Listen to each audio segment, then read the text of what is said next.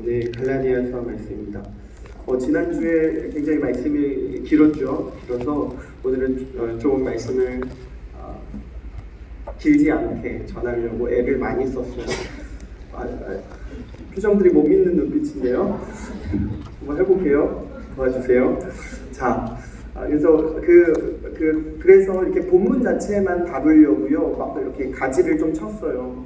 그래서 또 풍부하게 또 풀어야 되는 부분들은 또 풀어야 되니까 어쩔 수 없는 부분들이 있긴 하지만, 그래서 여러분들이 좀 집중력 있게 좀 다가와야 됩니다. 집중력 있게 좀 말씀을 봐야 되겠습니다. 오늘은 3장으로 넘어왔습니다. 갈라디아서 1장과 2장의 내용이 어떤 내용입니까? 갈라디아 교회에 전한 복음이 어떤 복음인지를 정말 변증한 내용입니다. 어떤 복음이었는지를 사도 바울이 끊임없이 증명해냈죠. 그래서 바울이 자신이 전한 이 복음을 사람에게 전수받은 복음이 아니라 하나님께 받은 복음이라고 얘기했죠. 하나님이 직접 계시로서 나에게 주신 말씀이다, 복음이다, 이렇게 얘기합니다. 그리고 또 이 복음이 사도 바울의 인생 가운데 찾아와서 어떻게 변화됐습니까? 엄청난 변화를 가져온 놀라운 하나님의 복음이었다라는 사실을 생생하게 기록한 내용들이 1장과 2장에 담겨 있죠. 근데 오늘 본문 이제 1장과 2장의 흐름과 좀 다른 흐름으로 이제 넘어가는 것이 3장인데요. 오늘 3장 1절에 보면 어떻게 얘기합니까? 어리석도다 갈라디아 사람들아, 이렇게 이야기합니다. 책망으로부터 시작하는 거예요. 사도 바울이 책망하는 거예요. 이에 대해서 루터는 어떻게 이야기를 하냐면, 루터의 표현대로 그대로 제가 가지고 왔어요. 루터는 이렇게 얘기합니다. 이 표현을 보고, 슬프다 너희 비참한 갈라디아 사람들아, 너희가 참으로 크게 넘어졌구나. 나는 너희에게 복음의 진리를 정말 조심스럽게 가르쳤고 너희는 내게서 매우 부지런히 그것을 받아들였다. 그런데 어떻게 너희가 그렇게 갑자기 복음의 진리에서 떨어져 나갔단 말이냐? 누가 너희를 깨더냐? 오늘 세번역 성경으로 보면 누가 너희를 홀리더냐? 이렇게 표현하고 있는데요. 갈라디아 사람들을 향해 이렇게 외치고 있는 어리석도다라고 말하고 있는 사도 바울의 심정은 어떤 심정일까요? 복음을 전하면서 감격하고 그 복음을 사랑했던 그 사람들이, 놀라운 복음의 역사를 경험한 그들이 뒤돌아서는 그 상황, 다른 복음의 마음이 홀려버린 그 사태 가운데 놓여있는 이들을 보며 바울은 어떤 심정으로 이런 말들을 증거했을까요? 그들이 파멸하기 원해서, 영원한 멸망 가운데 떨어지길 원해서 사도 바울이 그들을 책망한 겁니까? 그렇게 보기는 어렵죠. 그러면 어떻게 보여야 됩니까? 하나님께 돌아오도록, 생명이신 그 주님께 돌아오도록 그들을 책망하는 겁니다. 여러분, 책망이 필요합니다. 때로는 책망하고 질책하는 그런 것들이 우리가 하나님 앞에서 서는 것에 도움이 된다면 때때마다 필요하죠. 너무나도 분명한 가치이고 그 길이 너무나도 옳고 바르다면 우리가 그것을 어떤 방향이든 고수해야 하는 겁니다. 이토록 바울이 책망하는 이유, 그것은 생명이신 주님께로 복음을 처음 경험했고 놀라운 복음의 증거로서 성령을 체험했으며 지금도 내주하고 있는 이 성령 하나님을 쫓아 살도록 그렇게 사도 바울은 권면하고 그렇게 책망하고 있는 모습을 오늘 마주하고 있습니다. 여러분, 사도 바울이 전한 이 복음 앞에 갈라디아 사람들은 믿음의 복음을 들었고 그들에게 믿음의 고백과 그리고 그 믿음이 소유되었습니다. 믿음을 소유한 사람으로서 이 갈라디아 사람들은 사도 바울이 있었을 때에 그렇게 교회들을 세워나갔습니다. 주님을 만나고 복음을 통해 주님을 만나고 주님을 사랑하고 복음을 사랑하게 되자 그들의 마음 가운데 무엇이 주어집니까? 하나님의 한량없는 은혜가 주어지죠. 그 은혜가 충만하게 부어진 결과로서 성령이 약속하신 성령 하나님이 우리 믿는 자들 안에 내재하고 계시는 겁니다. 우리 안에 있는 거예요. 그 주님이 우리 마음 중심 안에 계시는 겁니다. 성령 하나님이, 약속의 성령 하나님이 우리 안에 계시죠. 그러나 여러분, 이것을 하나님의 놀라운 경험이라고 얘기해요. 하나님의 살아계신 그 신앙 체험이라고도 말할 수 있죠. 그 성령님이 내 안에 계시는 걸 경험하는 거예요. 그래서 나의 더러움과 추함을 예수님의 십자가의 보혈 앞에 내려놓고 오직 살아계신 하나님께만 소망을 두고 더 거룩한 백성으로 순전한 하나님의 신부로서 그렇게 서기를 날마다 갈망하는 그 심정들이 복음을 전고 믿음을 사용할 때 비로소 나타나는 현상이라는 겁니다. 근데 여러분, 그렇게 거룩을 사모하고 거룩을 흠모하지만 우리 가운데 여전히 남겨져 있는 것이 있어요. 그게 뭐냐면 악덕이죠. 본성적인 악덕입니다. 이 악함, 다시 말해 이 죄는요, 즉각적으로 소멸되는 것이 아니에요. 하나님을 경험하고 회심을 경험한다고 해서 이 본성적인 악함이 그냥 바로 소멸되는 것이 아니라는 거예요. 다양한 사람 안에 부어지는 각각의 모습으로 부어지는 그 성령 하나님께서요, 사람 안에 뿌리 박혀있는 이 죄를 평생에 걸쳐서 점점 다루어 가시는 겁니다. 제거시켜 나가시는 거지 단박에 그냥 그 모든 것들이 사라지는 그런 경험이 아니라는 거예요.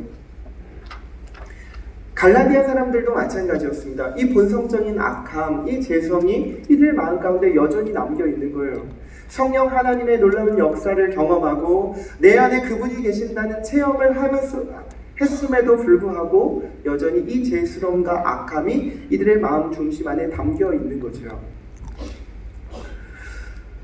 갈라디아 사람들도 마찬가지였습니다. 설교를 통해서 성령을 통해 말씀을 깨닫고 그 살아있는 진리, 복음의 말씀을 들을 때의 마음이 뜨거워졌습니다.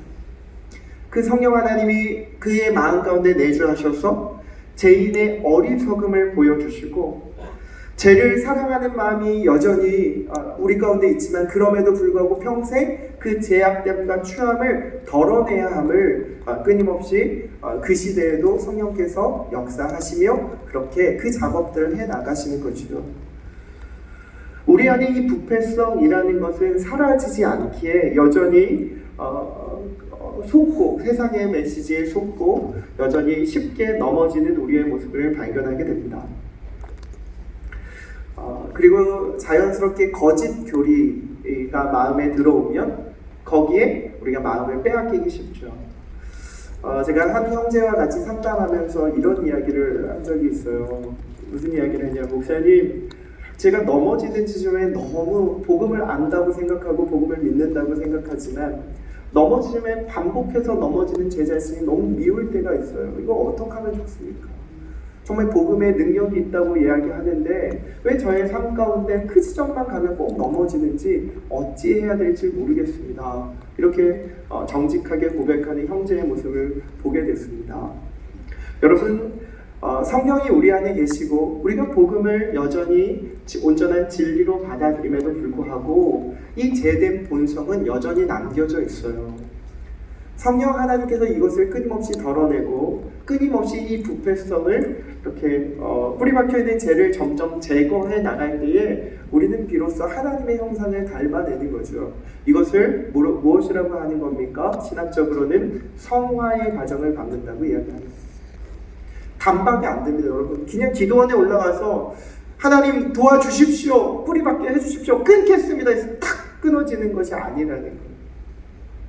여전히 세상에 속고 여전히 이 육체의 한계 가운데 머물러 있기에 넘어지기 쉬운 이들이 바로 우리들입니다.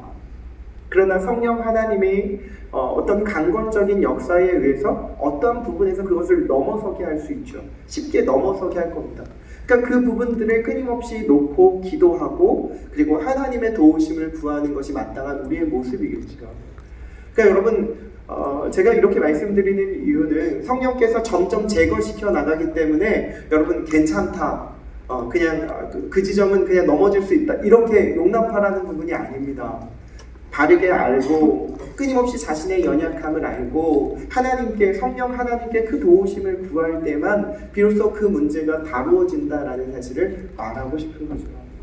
여러분 영적 긴장감을 좀 가져야 됩니다. 주님이 언제 오실지 모르기에 우리는 영적 긴장감을 가지고 끊임없이 하나님의 도움을 구하며 우리의 재성과 우리의 추함을 끊임없이 하나님 앞에 의뢰하고 의탁할 때에 비로소 이런 문제들 가운데 자유로워지는 이 재성을 점점 덜어내는 과정들을 밟게 되는 거죠.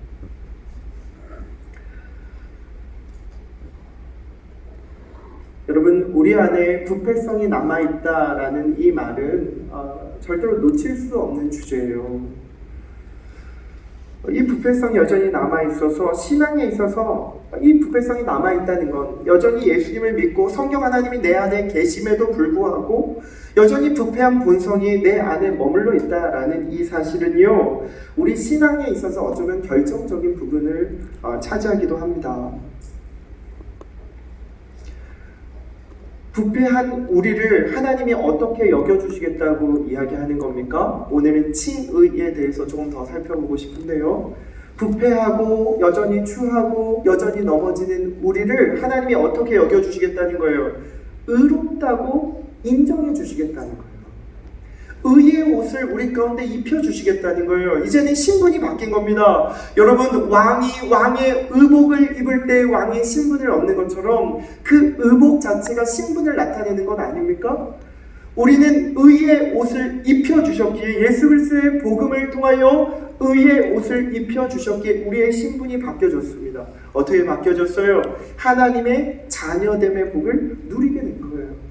여전히 부패함이 있지만 그럼에도 불구하고 주님은 우리를 의롭다 인정해 주시는 거죠. 아니 하나님의 눈은 우리를 의롭다 봐주시는 겁니다. 신분이 바뀌어지는 것, 이게 굉장히 놀라운 변화예요. 신분이 바뀌어졌다라는 사실을 아는 것, 내가 하나님의 의의 옷을 입었다라는 사실을 아는 사람, 이것이 신앙에 있어서 굉장히 중요한 부분이라는 겁니다. 여러분 이 눈이 뜨여야 됩니다. 내가 세상이 말하고 가르치는 바대로 우리가 그냥 그렇게 처절하게 인생을 살아내지만 그리고 그렇게 세상이 말하는 메시지에 속고 우리가 그 정도의 신분 안에 그냥저냥 사는 것 같지만 아니라는 거예요. 하나님은 우리를 그렇게 보지 않는다는 거예요. 하나님은 믿음의 눈으로 이 예배의 자리를 지키고 기꺼이 하나님이 원하시는 바가 무엇인지를 알아 섬김과 사랑의 자리, 이웃을 섬기는 자리를 지키는 여러분에게 하나님은 여전히 의롭다라고 인정해 주시고 그 눈으로 봐주신다는 사실입니다. 이것은 엄청난 변화예요. 우리의 삶에 그냥 변화가 주어지고 내 삶이 바뀌어졌다고 해서 그것만이 엄청난 변화가 아니고요. 내 신분이 하나님의 자녀의 신분으로 바뀌어졌다라는 사실, 이 영적인 현실을 바르게 보는 시각이요, 이것이 엄청난 변화라는 겁니다. 바울은 그리스도인에게 의는 율법을 지키는 데서 나오는 것이 아니라 뭐라고 얘기합니까? 그리스도를 믿는 믿음에서만 나온다고 강력하게 제시했습니다. 그것이 2장 21절 말씀인데요. 한번 성경이 있는 사람을 한번 같이 읽어보면 좋겠어요. 2장 21절. 지난주에 봤던 본문인데 같이 읽습니다. 시작. 내가 하나님의 은혜를 패하지 아니하노니 만일 의롭게 되는 것이 헛되이 죽으셨느니라. 네. 오늘 2장 21절 본문에 보면 무엇이라고 얘기합니까? 사람이 의롭게 되는 것이 율법으로 되는 것이 아니라는 거예요. 갈라디아 교회의 다른 복음은 무엇이었습니까? 율법으로. 사람이 그렇게 갈라디아 교인들의 마음 가운데 이런 마음이 있는 거예요, 여러분. 내가 예수님을 통해 변화를 얻었고 성령 하나님이 내 안에 계시고 놀라운 경험, 체험들이 있었습니다. 근데 삶이 바뀌지 않는 거예요. 나의 삶이 구체적으로 현실 안에 바뀌어졌으면 좋겠는데 그게 잘 되지 않는 거예요. 그러니까 다른 복음이 들어와서 율법을 행해라, 할례를 해야 돼 라는 그 다른 복음이 들어오니까 그 마음 가운데 바뀌지 않는 내 인생이 너무 처절하게 그것을 붙들고 싶었습니다. 그 율법을 붙들어서 나의 삶의 실제 안에 정말 변화된 삶을 살아보고 싶었을 겁니다. 그래서 그 복음을 받아들였어요. 그 율법을 받아들였어요. 그러나 사도 바울은 그렇게 얘기하는 겁니다. 그것이 그를 의롭게 하는 것이 아니라는 거예요. 그렇게 율법으로 되는 것이 아니라고 사도 바울은 논증하는 겁니다. 의롭게 되는 것은 오직 하나님의 은혜의 결과입니다. 할렐루야. 하나님의 은혜의 결과예요. 복음을 듣고 믿음을 사용하여 성령 하나님의 인도하심과 도우심을 따라 깨달아질 때에 비로소 하나님의 은혜의 결과로서 우리가 의의 신분을 얻게 되는 겁니다. 그것을 칭의라고 하는 겁니다. 사랑하는 여러분, 이 칭의가 사실 잘 믿어지지 않습니다. 그렇죠? 갈라디아 교인, 2000년 전에 갈라디아 교인들도 이 칭의를 믿을 수 없었고 2000년이 지난 우리 오늘날의 이 현대 기독교인들도 이 칭의에 대한 감각이 별로 없습니다. 잘 믿어지지 않아요. 하나님이 나의 의의 신분으로 하나님의 자녀로서 이 땅을 살아가며 섬기게 하셨다는 이 사실이 잘 우리의 마음 가운데 와서 닿지 않는 주제라는 것. 여전히 목사로 살아가는 저도 그렇습니다. 제가 주님을 처음 만났을 때는 세상이 놀랍게 보였습니다. 아름답고 모든 것이 새롭게 보였습니다. 제가 그토록 사랑했던 것을 주님 때문에, 주님의 사랑이 어찌 크고 놀라운지 그것 때문에 기꺼이 내려놓아도 아깝지 않았습니다. 제가 가진 것, 하나님 앞에 드리는 것이 너무나도 기뻤고 행복했습니다. 한 번도 아까워하지 않고 그 당시에는 주님을 만나고 사랑했고 그것만이 전부라고 여겼던 그 당시의 마음에는 그것만으로 충분했습니다. 그런데 삶을 살아가다 보니, 이 고단한 인생길을 살아가다 보니 한 번씩 제 자신 안에 이 예배를 드리는 마음, 정말 예배가 가장 큰 복이고 예배만이 우리의 삶의 이유임을 깨달아 평생 예배자로 살기로 하나님 앞에 결정을 했는데, 그러니까 예배를 위해 평생을 그렇게 살기를 결정한 저의 인생 가운데 때때마다 좌절이 몰려들어오는 거예요. 예배가 너무 가장 행복해서 제가 주의 길을 가겠다고 결심하였고 하나님 앞에 그렇게 마음을 드렸는데 저희 예배 가운데 그 처음에 들었던 그 사랑의 마음이 점점 희미해지기 시작하는 거예요. 하나님 앞에 드리는 것이 아까워하지 않았던 저의 모습에서 어느 순간 계산을 하기 시작했고 어느 순간 그 드리는 것이 어려움이 될 때가 종종 왕왕 저의 삶 가운데 주어져 있었습니다. 이런 형편없는 모습, 그 형제가 고민했던 것처럼 끊임없이 반복해서 넘어지는 저심에 꼭 넘어지는 저의 모습을 볼 때마다 이 예배 자리에 설 것이 너무 힘이 들었어요. 이런 내 자신도 하나님을 받으실까라는 그런 의구심과 함께 늘 괴로운 마음으로 예배 자리를 지켜냈습니다. 예배 자리에 설 때마다 이런 고민이 드는 거예요. 네가 하나님의 백성이 맞냐? 네가 구원받은 자로서 정말 살아가고 있는 것이 맞냐? 이런 질문이 순간순간 예배 자리에 서는 저의 마음 가운데 다가오기 시작했습니다. 이런 고민이 정말 제약에 대해서 늘 무감각하게 살아가고 넘어지고 또 넘어지는 자신을 보면서 예배 가운데 아파하고 괴로워했던 심정들이 너무나도 많이 있었습니다. 그런데 핵심적인 것에 눈이 띄어진 사건이 있었어요.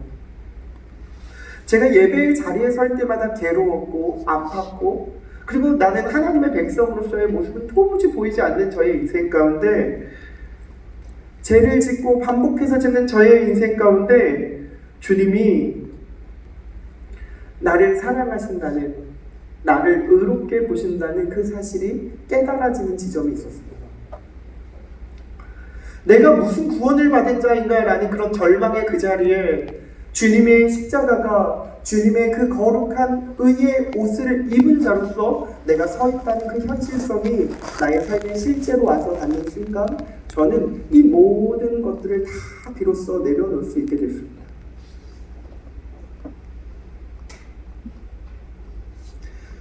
사랑하는 여러분, 여러분은 어떻습니까? 점점 무뎌지고 무감각해지는 자신의 모습을 발견하고는 정말 좌절합니까? 하나님, 제가 이런 모습으로 살아가고 있는 저의 모습을 용서해 주십시오 라는 그 회개의 마음들이 매일 샘솟듯 일어나고 있습니까? 여전히 사탄은요, 우리의 죄를 고발하고 참소하여 우리를 실망시킵니다. 이 정도밖에 안 되는 우리임을 사탄은 끊임없이 공격하지요. 이 참소의 과정이 사람의 마음을 점점 메마르게 합니다. 사단의 끊임없는 공격들이 우리가 예배하고자 하는 우리의 열심과 사랑들을 점점 식어버리게 만드는 거예요. 그러나 여러분, 참된 신앙의 눈을 떠야 됩니다. 여전히 사탄은 우리를 참소하고 우리의 연약함을 들추어내지만 하나님이 우리를 어떻게 보시는 겁니까? 의의 도구로, 하나님의 의로운 자로 우리를 인쳐주셨다라는 말씀이에요. 신랑 여러분, 이것이 복음이 가져온 결과입니다. 이처럼 이 복음은 우리가 누구인지를 끊임없이 말하고 있고 우리가 어떤 모습으로 살아가야 하는지를 끊임없이 우리에게 제시하고 있습니다. 복음이 가져온 결과로서 우리 믿는 자들에게 하나님께서 우리를 의롭다 인정해 주시는 이 칭의의 사건이 드러나고 나타나게 되는 겁니다. 칭의라고 하니까 또 어렵게 설명이 되는 것 같은데요. 이 칭의를 식은말로 설명을 하면 하나님이 우리를 보실 때, 당신을 보실 때에 옳다고 여겨주시는 거예요. 너는 바르다, 너는 참되다, 그렇게 인정해 주시는 겁니다. 여전히 죄의 부패성으로 아파하고 허덕이는 우리 영혼에게 하나님이 뭐라고 인정해 주시는 거예요? 그럼에도 불구하고 너는 바르다, 하나님 앞에 참되다고 인정해 주시는 것이 바로 이 칭의 사건이라는 말씀입니다. 이것에 눈을 떠야 돼요. 하나님의 심판대 앞에서 우리를 의롭다 인정해 주시는, 그 참되다 인정해 주시는 그 시각에 눈을 떠야 됩니다. 사람은 의로우신 하나님 앞에 반드시 서는 날이 오지요. 그러나 문제는 뭡니까? 이 설날을 우리가 바라보지 않는 거예요.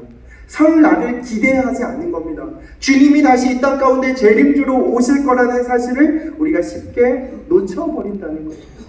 삶이 바쁘다는 이유로, 우리가 해야 되는 여러 가지의 직무와 여러 가지의 일들로 우리가 이 사실을 놓쳐버리기 쉽습니다. 여러분, 이 날을 기억해야 됩니다. 아니, 이 날을 기억하며 우리가 영적인 긴장감을 가지고 이 인생을 살아내야 됩니다. 왜 이 땅 가운데 이 시각이 없으니까, 하나님이 우리를 의롭다 여겨주시고 참되다 여겨주신다는 이 사실을 놓쳐버리니까 사람들은 어떻게 살아갑니까? 불의를 일삼고 이 땅 평생을 살아가면서 돈과 신분과 명예와 그리고 지위와 업적과 인생의 전부를 다 이런 곳에서 쏟아부으며 살아가는 건 아닙니까? 마치 이것이 인생이냐, 이것이 인생다운 인생을 살아가는 것처럼 그렇게 가르치고 그렇게 말하고 다 그런 거야. 신앙을 가지고 있지만 여전히 우리는 육체의 한계에 있기 때문에 그냥 이렇게 살아가는 거야 라고 서로를 격려하며 서로를 위로하며 그냥 그런 모습으로, 그저 그런 모습으로 그렇게 인생을 살아가고 있는 것은 아닙니까? 그렇게 자기를 합리화하고 그렇게 신앙의 수준을, 신앙의 기준들을 끊임없이 낮춰가며 그렇게 우리의 인생을 살아가고 있는 것은 아닙니까? 이것이 인생의 연약함입니다. 마치 생명이신 하나님이 예수 그리스도만이 생명이며 그분만이 전부임에도 불구하고 이 세상이 주는 재화와 이 세상이 주는 어떤 가치들을 생명인 양 여기며 살아가는 이들이 바로 우리가 아니냐고 저는 여러분에게 반문하고 있는 겁니다. 심판대 앞에 설 그날을 우리가 깨어서 기도하고 깨어서 인식하지 않는다면 우리는 그저 그렇게 낮은 수준, 아니 도덕적 수준에서 신앙생활을 하게 될 겁니다. 그 인생 안에는 하나님이 주시는 안식과 쉼을 누릴 수 없습니다. 하나님만이 주시는 이 안식과 쉼은요, 하나님이 나를 어떻게 보시는가, 의롭다 여기시는 그 하나님의 시선 앞에 눈을 두는 사람이 경험하게 되는 겁니다. 참된 안식과 평안, 하나님만이 주시는 참된 안식과 평안이 우리의 마음 중심 안에 밀려 들어오는 거예요. 상황과 여건은 여전히 바뀌지 않았지만 하나님만이 하시는, 하나님만이 허락하시는 그 평안이 우리의 마음 깊은 곳에서 밀려 들어오기 시작하는 거죠. 그래서 더 이상 그 문제가 되지 않는 거죠. 더 이상 그 아픔을 놓고 기도하지 않습니다. 그 질고를 놓고 기도하지 않습니다. 사도 바울이 그렇게 하지 않았습니까? 사도 바울이 육체의 질곡 가운데 있을 때에 복음을 증거하는데 방해가 되는 이 안질이라는 이 질병을 놓고 하나님 앞에 기도할 때에 하나님이 무엇이라고 사도 바울에게 응답하셨습니까? 내 은혜가 족하다. 그 한마디의 말에 사도 바울은 더 이상 고쳐달라고 기도하지 않습니다. 그 한마디의 하나님의 응답 앞에 더 이상 그것이 복음의 장애라고 생각하지 않았습니다. 그것을 중히 여기며 그것을 그 하나님 복음 증거하는 일에 생명의 전부를 쏟아내는 거예요. 우리도 마찬가지입니다, 여러분. 문제가 있어서 안식이 없는 것이 아닙니다. 질고가 있어서 참된 힘이 없는 게 아니에요. 문제는 뭡니까? 하나님이 참되다 말씀해 주시는 그 시각이 우리에게 열려있지 않기 때문입니다. 의로우신 재판장이신 하나님께서 내 눈에 보기에 너가 바르다, 하나님이 보시기에 네가 바르다, 참되다 말씀하시는 그 음성이 우리 가운데 들려주기를 원합니다. 안식과 쉼은 그곳에서 오는 거예요. 하나님이 평안하다, 하나님이 참되다, 의롭다 라고 인정해 주시는 그 하나님의 한마디의 말씀 앞에 우리에게 참된 쉼이 밀려 들어오는 겁니다. 여러분, 주님의 마음과 음성이 듣기 전까지는 우리는 참된 쉼을 누릴 수가 없습니다.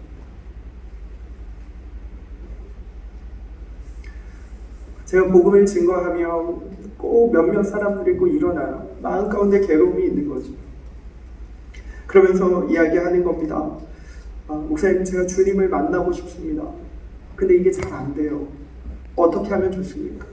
그 답답한 심정, 얼마나 답답하고 갑갑했으면 그렇게 찾아와서 그렇게 이야기했겠습니까? 그러니까 변화가 되지 않는, 참된 변화가 나타나지 않는 그의 인생 가운데 늘 괴로움이었던 거예요. 주님을 만나지 못해서 나는 늘 이런 건가라는 그 시각이 인생들 가운데 너무 많이 있으니까 늘 고민이 되는 겁니다. 나는 주님을 만났는가? 도대체 왜 나의 인생은 이렇게 이런 모습으로, 낮은 자세, 낮은 수준의 신앙생활을 이렇게 그토록 살아가고 있는 걸까? 라는 그런 괴로움이 인생 가운데 밀려 들어오는 거죠. 여러분, 저는 한번 질문해 보고 싶습니다. 여러분, 이들과 같이 여러분은 정말 참된 변화를 꿈꾸고 있습니까?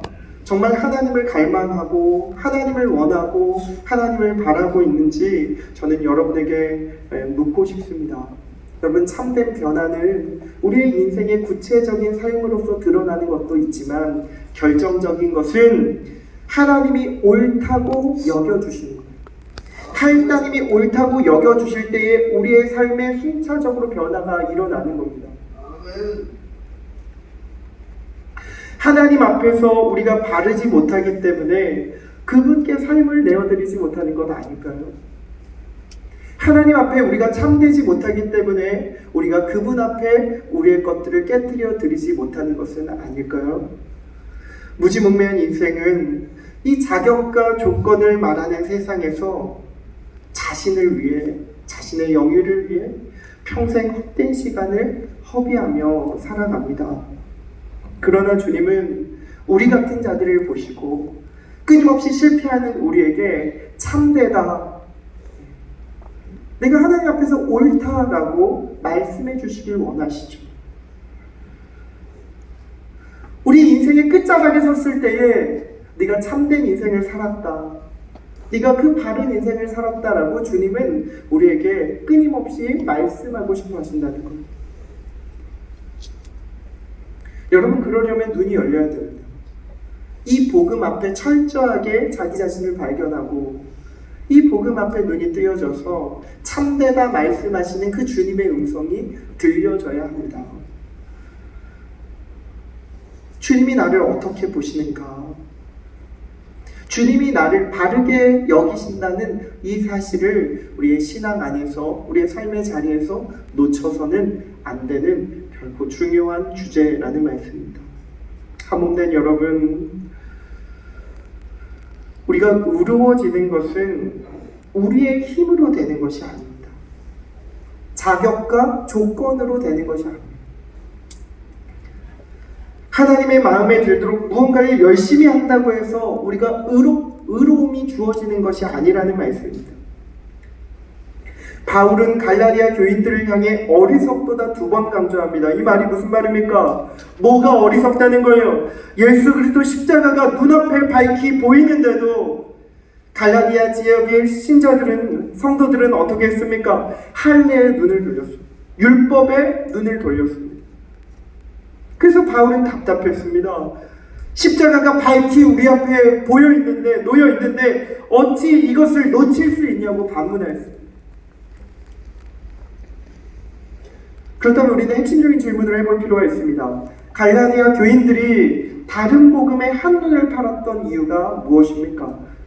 예수 십자가 사건이 실제의 삶에서 능력으로 받아들여지지 않았기 때문에 그렇습니다.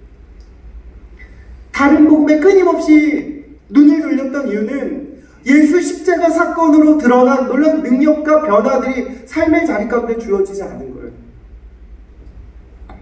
십자가를 전해 듣고 그것을 은혜로 체험하기는 했지만 삶의 능력으로까지 받아들여지지 않는 거죠. 여러분, 우리도 마찬가지입니다. 우리도 예수님을 믿습니다. 그 예수님을 사랑합니다. 그런데 예수님을 사랑하는 것과 어떻게 십자가 사건이 우리의 삶의 능력으로 나타나는 것은 별개입니다. 다시 한번 질문합니다. 어떻게 십자가 사건을 우리의 삶의 능력으로 받아들이고 나타날 수 있습니까? 이것은 인생에 있어서 굉장히 중요한 질문입니다. 어떻게 십자가의 능력으로 우리가 살아갈 수 있을까? 그 십자가만을 전부라 여기며 이 인생을 그렇게 살 수 있을까? 여러분, 끊임없이 십자가가 능력이다라고 말하지만 이 능력이다라고 말하는 이 내용들을 우리는 오해할 때가 많이 있습니다.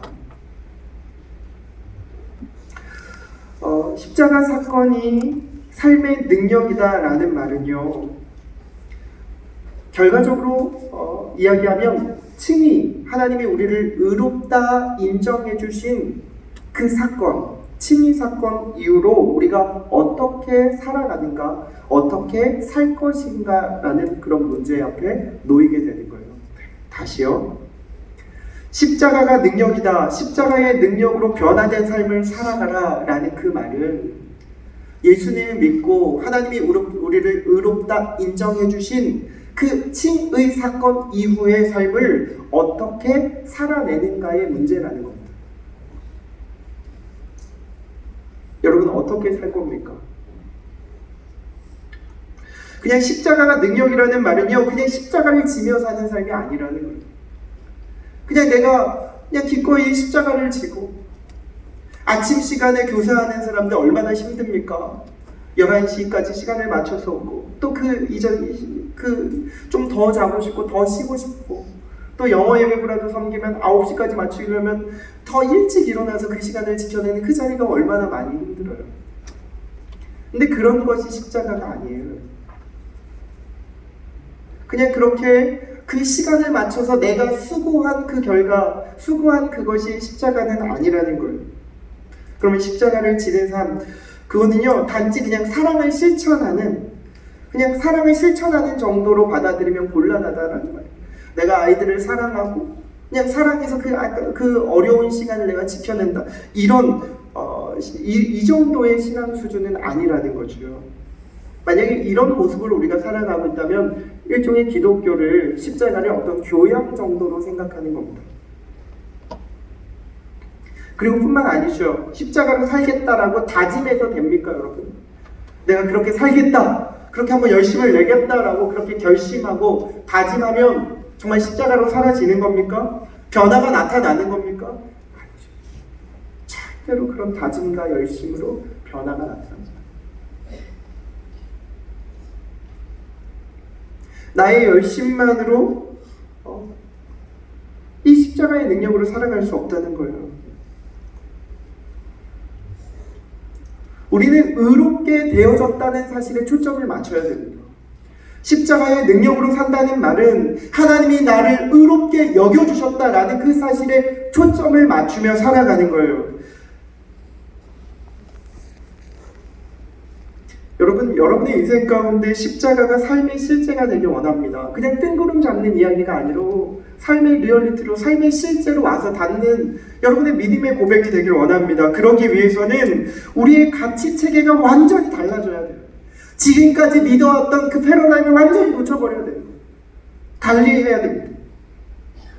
어떻게 가치 체계를 바꿔야 되는 겁니까? 나는 아무 공로 없고 하나님 앞에서 나의 힘으로는 의로워질 수 없다는 사실을 인정하는 거예요. 인정하고 회개하고 죄를 자복하는 거죠. 뿐만 아니라 복음의 진리와 하나님의 귀한 은혜에 의탁하는 자가 되는 거예요. 그것만을 전부라 여기며 나의 삶의 전부를 내어 던지는 거예요. 이것이 믿음의 핵심입니다. 이것이 복음이 말하는 십자가의 능력으로 사는 가치라는 거예요.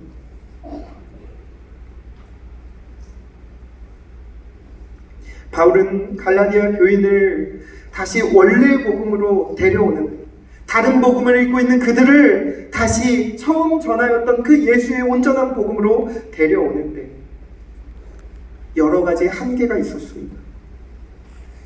그래서 사도 바울은 경험적이고 훨씬 직접적인 증거가 필요했어요.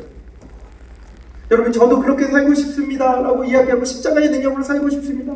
칭의 이후의 삶이 더 중요한 건 알겠는데 목사님 어떻게 살아갈까요? 라고 고민하고 있는 이들에게, 잘 변화되지 않고 다른 복음을 쫓고 있는 우리와 같은 인생들에게 사도 바울은 그들을 돌이키기 위해 무엇을 제시하는 겁니까? 훨씬 직접적인 증거인 바로 성령 체험을 제시합니다. 그것이 2절 말씀이에요. 한번 읽어보겠습니다. 갈라디아 3장 2절. 우리 세 번역으로 한번 읽겠습니다. 세 번역 성경 같이 읽습니다. 나는 여러분에게서 이 한 가지만을 알고 싶습니다. 여러분은 율법을 행하는 행위로 성령을 받았습니까? 그렇지 않으면 믿음의 소식을 들어서 성령을 받았습니까? 성령을 받은 것이 핵심적인 부분이라는 거예요. 이 복음으로 살아가고 십자가로 살아갈 수 있는 직접적 증거가 뭐라는 거예요? 성령 체험이라는 거예요. 나가 성령을 받았는가? 이것이 핵심이라는 거예요. 여러분, 예수님을 믿을 때 일어나는 실체적인 변화가 있습니다. 그것이 뭡니까? 성령 하나님이 우리 가운데 계시는 거죠. 예수님께서 약속하신 그 성령 하나님, 보혜사 성령 하나님이 우리 안에 실제로 와서 닿는 거예요. 눈에 보이지 않고 손에 만져지지도 않지만 이것이 중요한 실체예요. 성령님이 우리 안에 계시는 거죠. 성령을 선물로 우리 가운데 허락해 주시는 겁니다. 갈라디아서 3장 5절이에요. 개역개정판으로 한번 읽어보겠습니다. 개역개정판입니다. 같이 읽습니다. 너희에게 성령을 주시고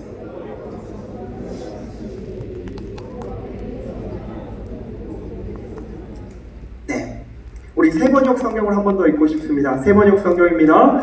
하나님께서 여러분에게 성령을 주시고 여러분 가운데서 기적을 행하시는 것은 여러분이 율법을 행하기 때문입니까? 아니면 믿음의 소식을 듣기 때문입니까? 그렇지 않으면 여러분이 복음을 듣고 믿어서 그렇게 하신 것입니까?